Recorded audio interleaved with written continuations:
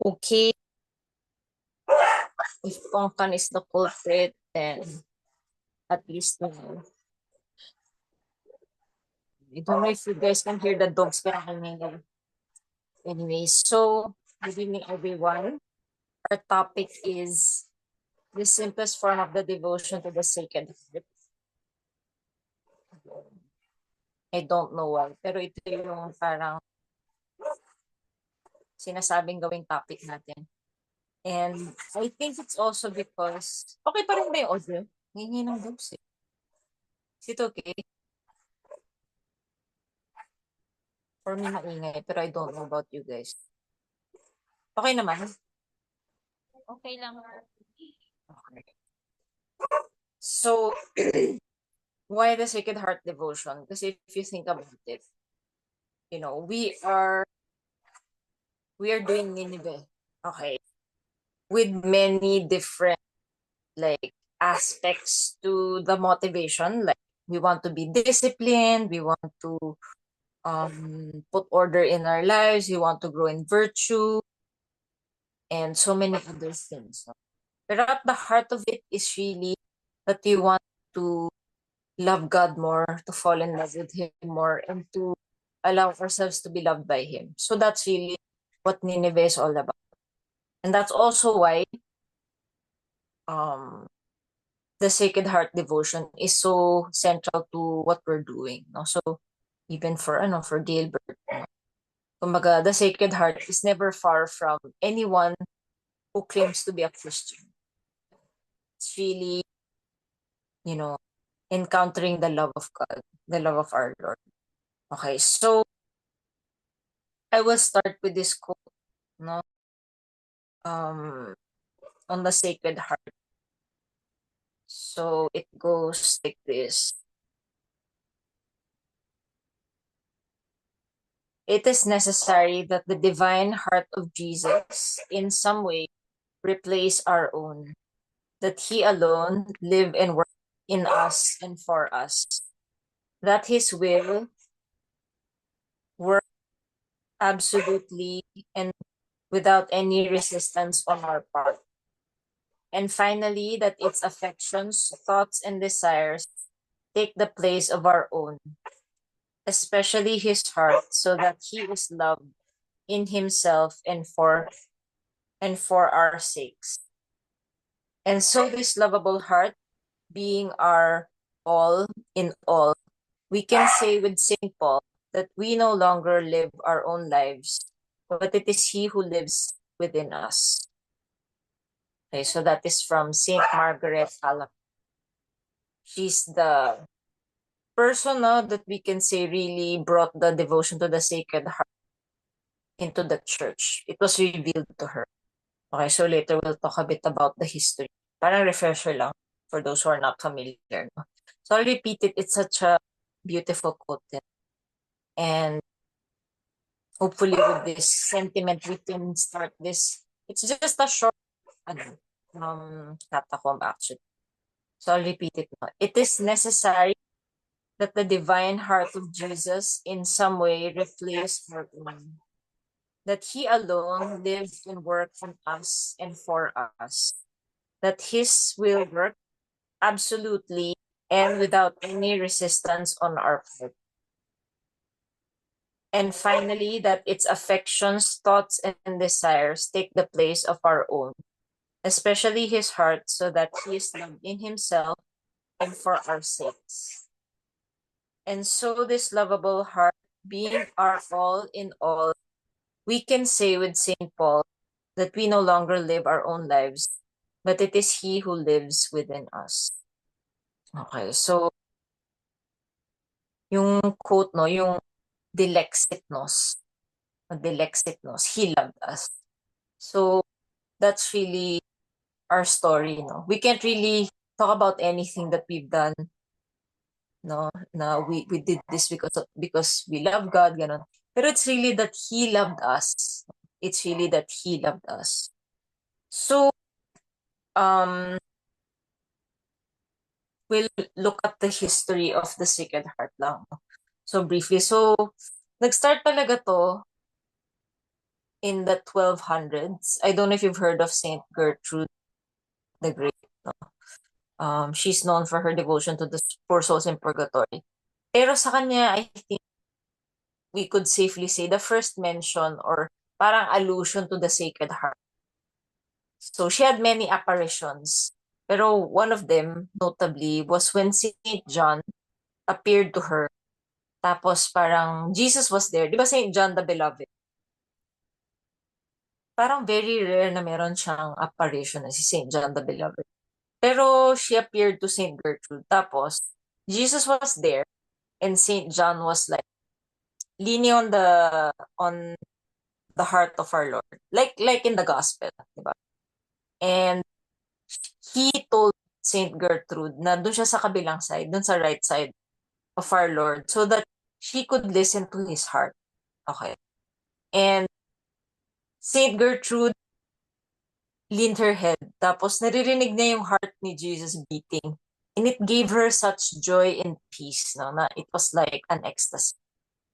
And parang at that point, she was wondering na parang, Saint John, why didn't you write about this in the Gospels? Parang Saint Gertrude was asking him, no, why did you write about the Sacred Heart? Like, everyone has to know this. It's so awesome. Parang gano'n. And Saint John explained na he was just meant to write about the eternal word, no, in the Gospels. Pero the devotion to the Sacred Heart was meant for later times, no? For our time, basically, when the hearts of men would grow cold against God. Okay, so yun pala yun. It really wasn't meant to be revealed during like the time of the apostles. So it's a precious thing that was reserved for us from all time. And we live in such a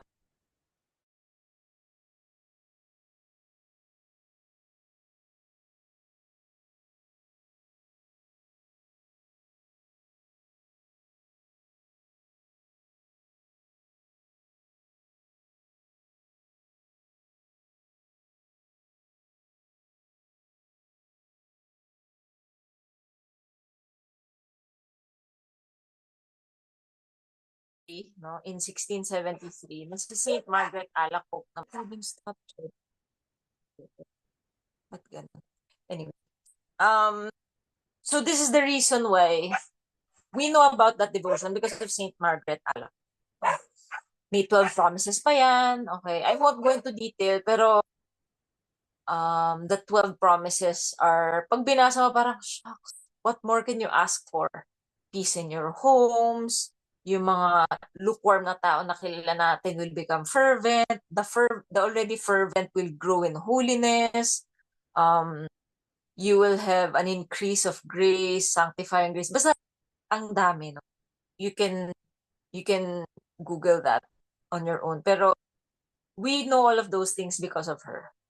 Okay? And there are so many ways to honor the Sacred Heart. Okay, do you guys know any? Okay, feel free to send your answers in the chat box. Pero ang dami eh. Novena, merong litany to the Sacred Heart. If you go to the Blessed Sacrament, that's also honoring the Sacred Heart. Yung mga nagpa-First Friday devotion, di ba? Yung nagpa-First Friday Mass, that's for the Sacred Heart. If you have His image, di ba? If you wear like an image of the Sacred Heart, naalala ko, I read about yung si Saint Catherine of Siena na our Lord exchanged His heart with her. Like, He took His heart and put it in Saint Catherine. And I was like, nakakaingit naman. Gusto ko yun. But it's so impossible for me. Alam mo that Christmas, around Christmas time yun eh. Si Daisy yun eh. I don't know kung ano ba ginagawa namin. Pero she sent me literally like a pendant na Sacred Heart. And grabe, I was so blown away kasi parang, Lord, kahit yung mga maliliit kong mga wanderings of my heart, you really pay attention to. Like, He literally sent me His heart. And sabi ko, grabe. Grabe talaga yung how tender the Sacred Heart is to us.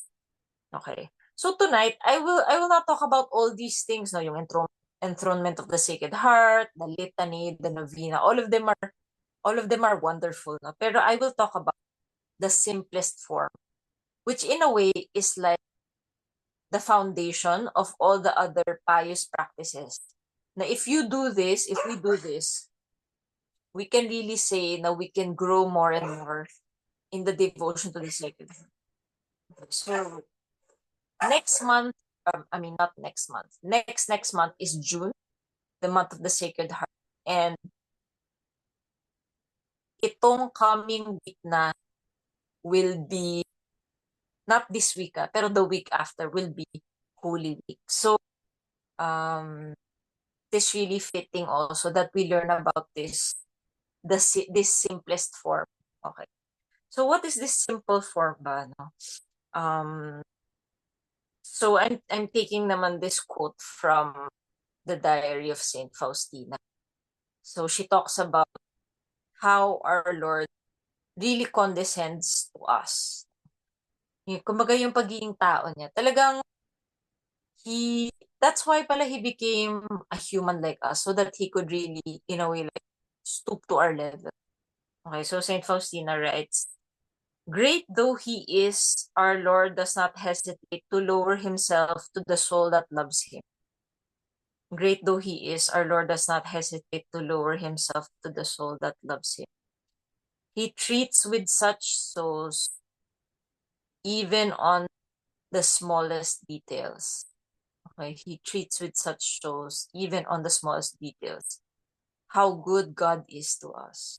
How good God is to us.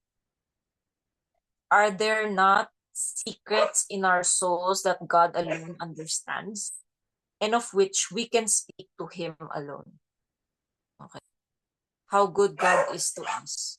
Are there not secrets in our souls that God alone understands, and of which we can speak to Him alone?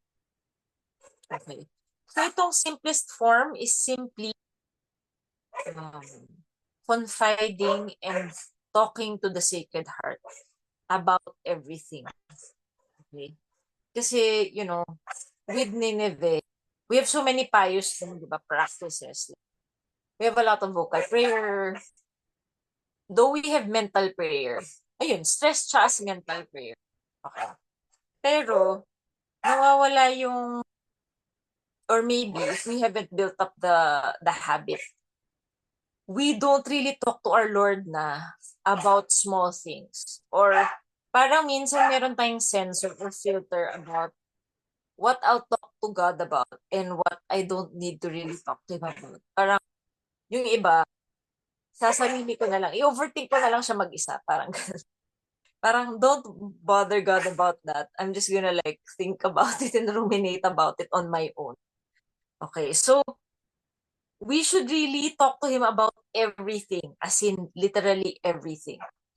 And this is where, I don't know if it's Thessalonians, pero yung exhortation na pray always, no, pray without ceasing, ito yun. This is it. This is the foundation of the devotion to the Sacred Heart. Kasi we can never really have a deep devotion to the Sacred Heart if we do not show Him what is in our heart. Okay. So we don't just talk to Him about, like, yung mga big things, yung mga, shocks, ito talaga, this is my major concern. Okay. And of course, you'll tell that to Him, no, during Mass, during your mental prayer.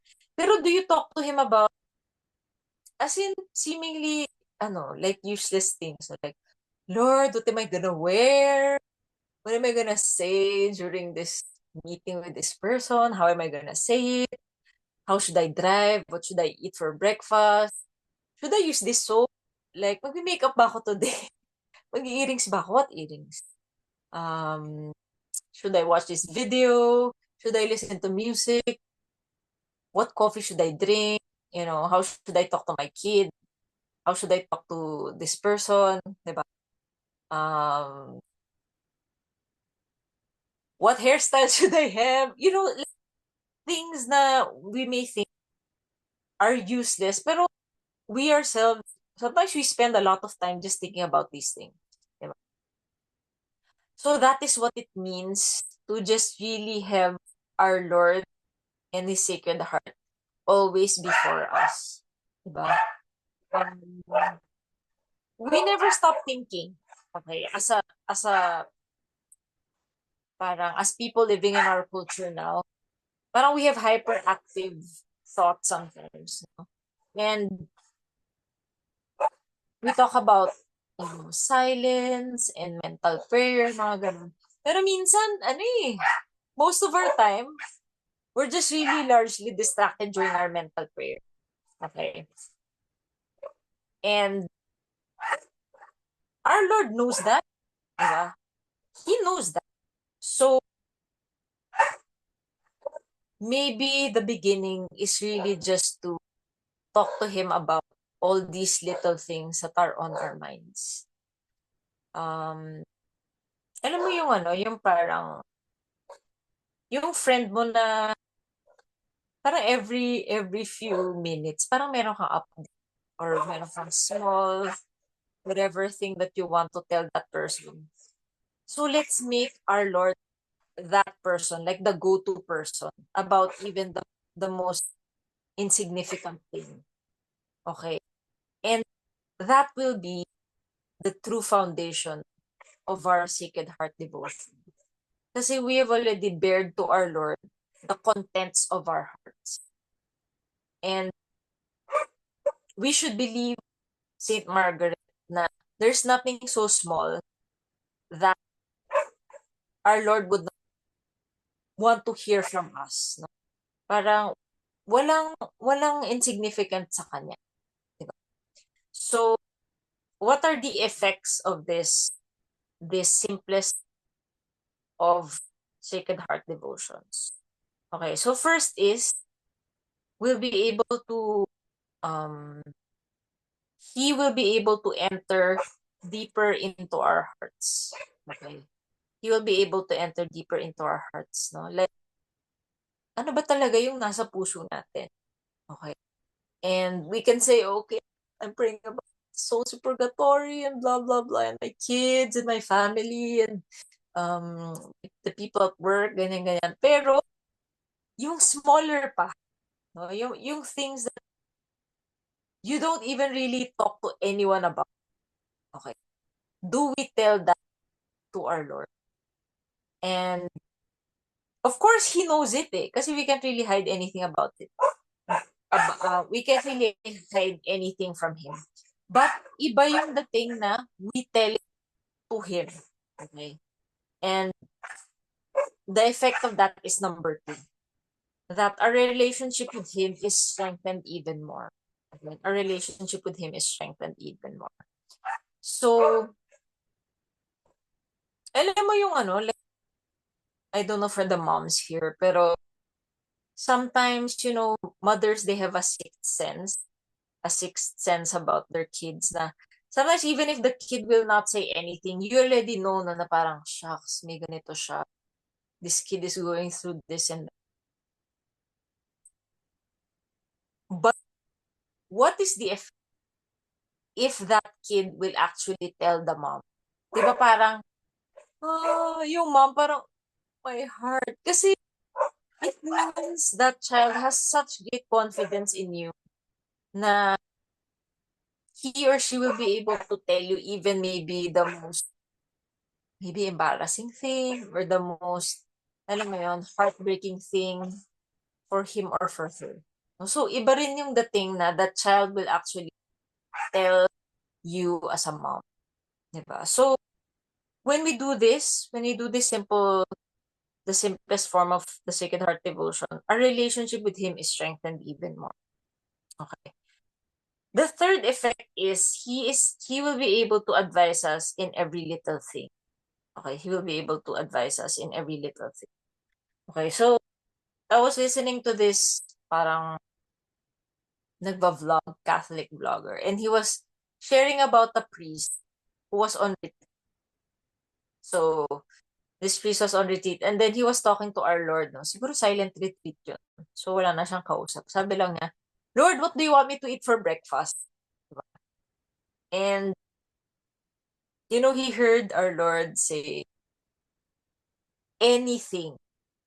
But what pleases me most is that you ask. Okay? What pleases me most is that you ask. Kasi, ano yun parang you have regard for our Lord. Okay? Parang, you're always thinking about Him. And that really consoles the heart of Jesus. No? So, siguro yun, meron akong similar na naalala ko. Kay Mama Mary naman. I think it was Martha Vincent. I don't know if any of you guys know her. Pero, she was asking, nagpapa-manicure siya. Tapos, she was asking Our Lady, Mama Mary, what color should my manicure be? Diba? And parang sabi ni Mama Mary, any color. Ganon. Pero, it just goes to show na kahit doon sa small details na yun of our life, our Lord and Our Lady are not far from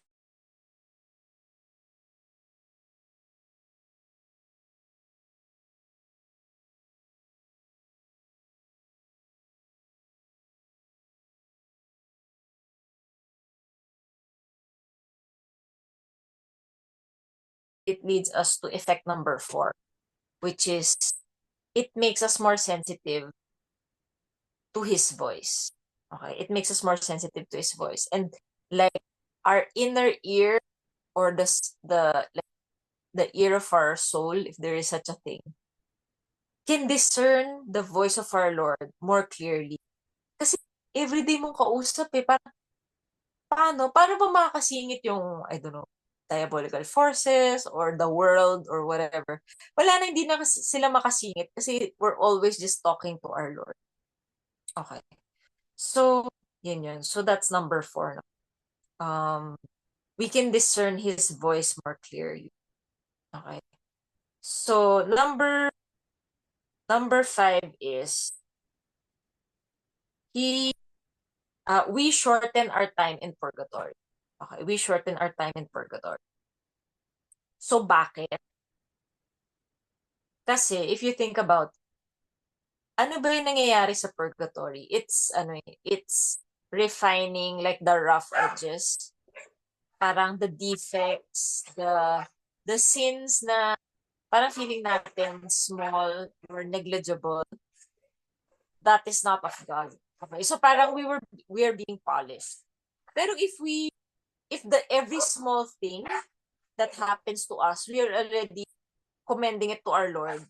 Ngayon pa lang, our Lord can already work on us. Kasi we already are saying, Lord, paano to? Ganito ako, paano ba to? Diba? Pero, even if we're pious or who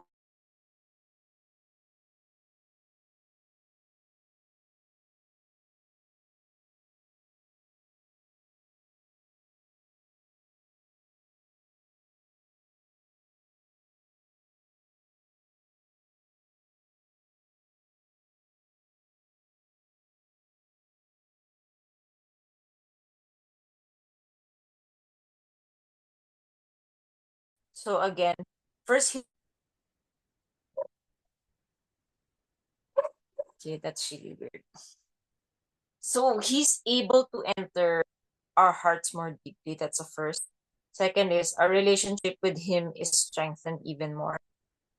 Third is he's able to advise us in every little thing. Fourth, fourth is we are able to discern his voice more clearly. Five is we shorten our time in purgatory. Okay, so no problem, Rose. So we realize na he cares about every little detail and, 'di ba? Sabi nga sa Bible, he numbers even the hairs on our head. Okay, so what more yung mga things na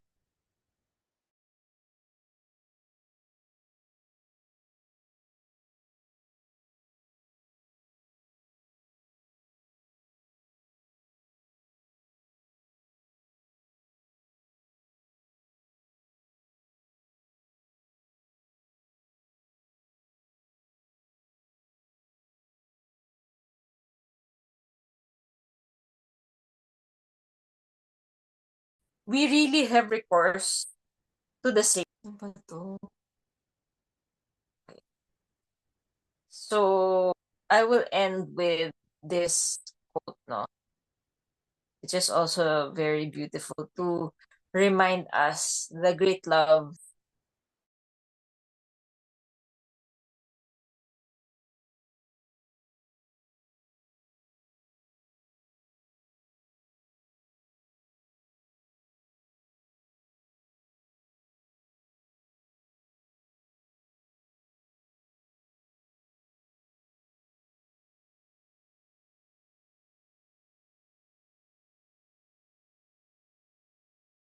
for our own part. So he has such great love for us, and kumbaga, we are never alone. Okay, so I want to end with this quote. As to persons living in the world, they shall find in this devotion all the aids necessary in their state of life, peace in their homes, consolation in their work, the blessing of heaven upon all their enterprises, comfort in their sorrows, a secure refuge during life, and especially at the hour of death. It is plainly evident that there is no one in the world who will not receive all kinds of heavenly blessings if they have a true if they have a true devotion to the heart of Jesus Christ. They have a true love of Jesus Christ manifested by a devotion to the Sacred Heart of Jesus. Okay, so I'll repeat. As a person, as persons, as to persons living in the world, they shall find in this devotion all the aids necessary in their state of life, peace in their homes, consolation in their work, the blessings of heaven upon all their enterprises, comfort in their sorrows, a secure refuge during life, and especially at the hour of death. It is plainly evident that there is no one in the world who will not receive all kinds of heavenly blessings if they have a true love of Jesus Christ manifested by devotion to the Sacred Heart of Jesus. So, with that, thank you. Now we'll switch off recording.